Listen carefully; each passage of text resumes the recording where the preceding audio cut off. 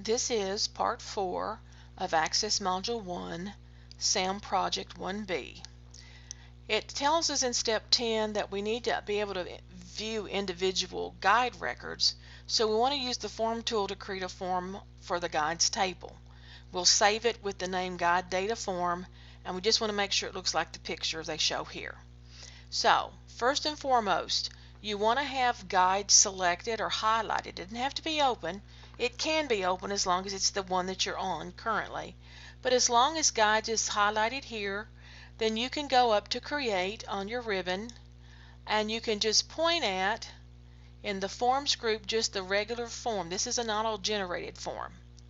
So just click on that for your Form tool, and by default it's going to create this. Now, I've got a highlight around here because I am in a different kind of view, but if you change your view to Form View, you'll look like the one in the book. Now, we have not changed the name here, so we'll have to make sure we change the name when we save it to confirm that it matches. But I just want to make sure that it's matching what we see here.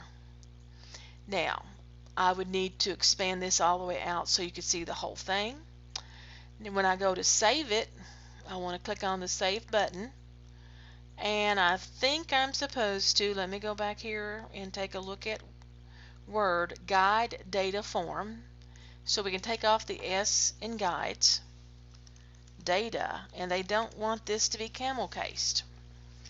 Guide Data Form, and we'll say OK. And you'll see it show up in your forms list. Now I'm going to reduce this down and make it come back up to side by side.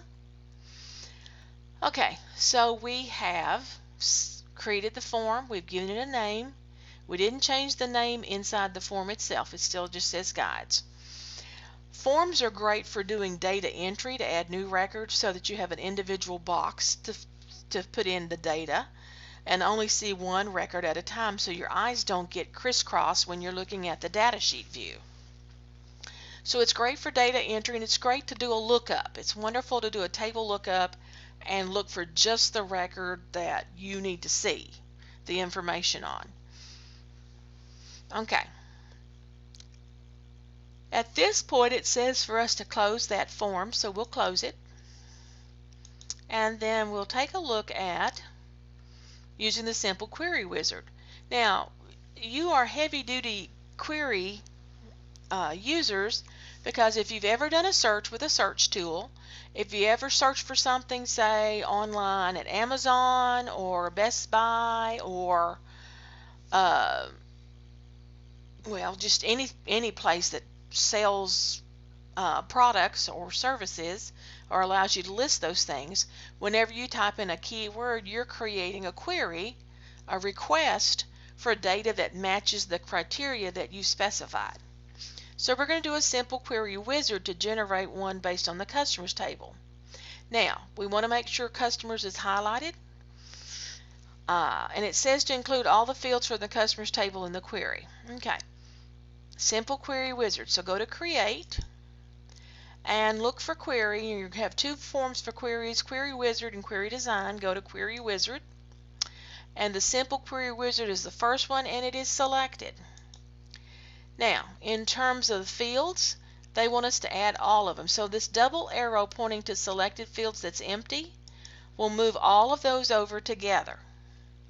Now I'm going to take them back off for a second. If you wanted to move each one of these individually or rearrange how you did them, you could do them individually. But you do have that button to put them all over. If you got them out of order, you could take them right back off again and then select them as you need to. But we need them all just like they are. And then we want to click on Next. And we're going to use the name Customers Query, which is what they have here. And what we're going to do is just save this query. Now I'm going to finish it. I'm not quite sure they have you do it, but I just want to show you that it does indeed, give you what you're looking for here.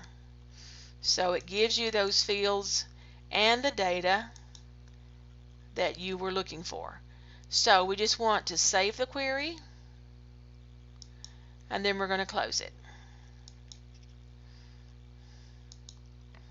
Now, step 12, we need to refer to a printed copy of the customer's table when reconfirming tour reservations. So we want to use the report wizard to generate a report based on the customer's table, including last name, first name, and mobile fields. So let's do a create. If you don't already have it open, you can go back to create here.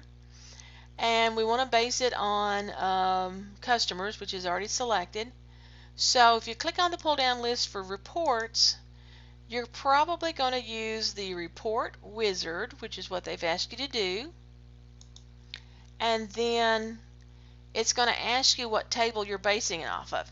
So in this case, you didn't really have to highlight customers beforehand, because you could choose that table from a pull down list. But it does make it easier if you've selected it already.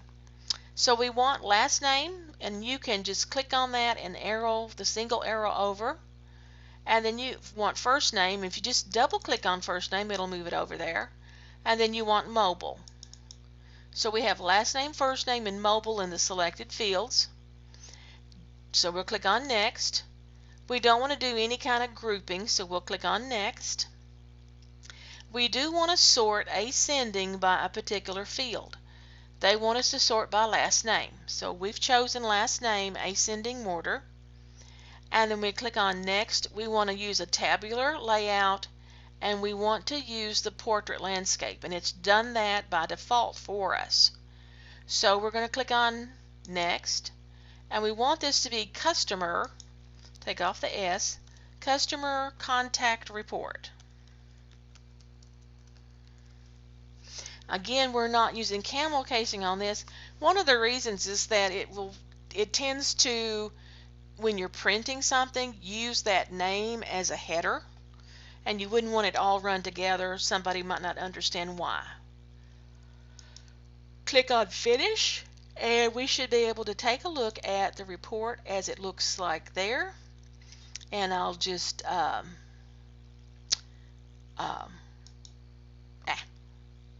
there we go. You can just see what it looks like. And you'll see the date, today's date, and page 1 of 1, and so forth. Now I'm going to close print preview, and this is your design view, and it's nasty. So I just typically go back to report view. Okay, this is where I can't edit anything. I can just look at it and or print it. Now we'll get it back to the size it's supposed to be. So I think we've completed everything. So in the navigation pane, we've got customer contact report.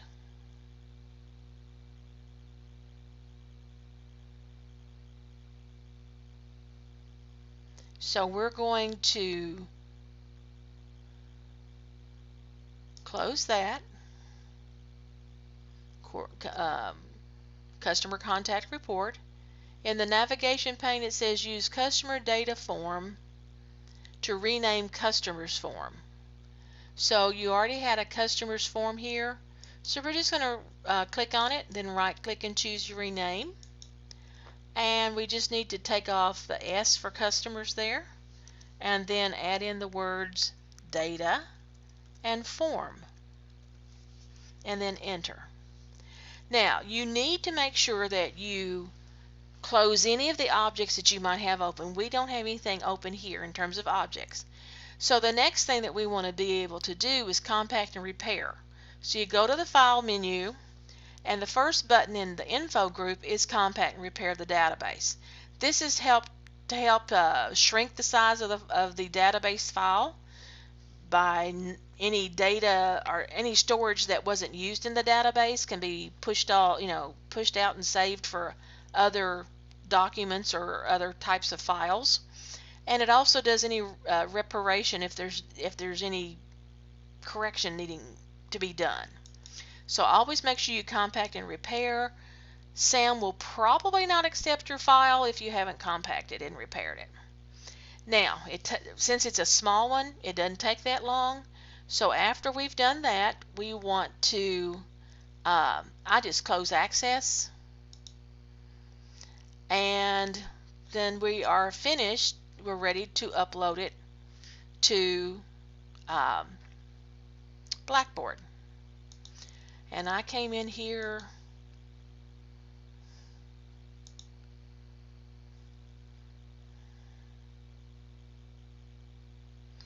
and let's find my database file. And now we can submit it.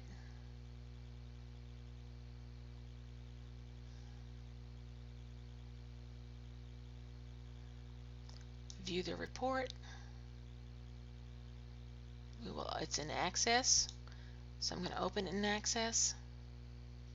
I'll maximize the screen. Now I'm going to enable the content. I don't really have to save this unless I want to, but I want to go to the grading info table. Well, no, I'm sorry. It's the grading report. Okay. Down in reports, grading report. All right, at least we made 100 out of 100 on this one. So this finishes the Access Module 1 SAM Textbook Project 1B.